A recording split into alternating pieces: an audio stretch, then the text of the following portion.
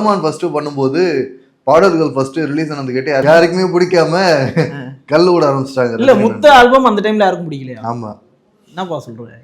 AR வந்து இப்ப face பண்றாருன்னு நினைச்சிட்டு இருக்கோம். ஸ்லோ பாய்சனு அந்த ராயன் படம்லாம் வந்துன்னு திட்டிட்டு அதுக்கப்புறம் நல்லா இருக்குன்னு சொன்னாங்களே, இது அவர் அப்பையில இருந்தே ஃபேஸ் பண்ணிட்டு இருக்காரு ஸ்லோ பாய்சன்ங்கிற மேட்டர். அதுதான் இப்ப அந்த காம்போவை வந்து எந்த ஒரு டிசப்பாயின்மெண்ட் இல்லாம அவங்களுக்கு பிடிக்க வச்சது ரஹ்மான் தான். அடுத்தடுத்த காம்போ வருது, பாரதி ராஜா மணித்திரன் வரும்போது அந்த பாட்டு எங்கேயுமே இளையராஜா அளவுக்கு இல்ல அப்படின்ற அளவுக்கு சொல்ல வைக்கல. இளையராஜா வந்து ரஜினியோட இன்ட்ரோ சாங்கு ஒரு ட்ரெண்ட் வச்சிருந்தாரு. தேவா ஒன்னு செட் பண்ணாரு.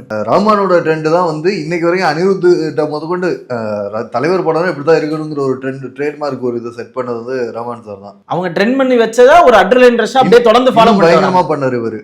இன்னும் ப்ரொஃபஷனலா வந்து எஸ்பிபியை கூட்டு வந்து நம்ம ஒரு லிஸ்ட் எடுக்கணும்னா போயிட்டே இருக்கும், அந்த மாதிரி இருக்கும்.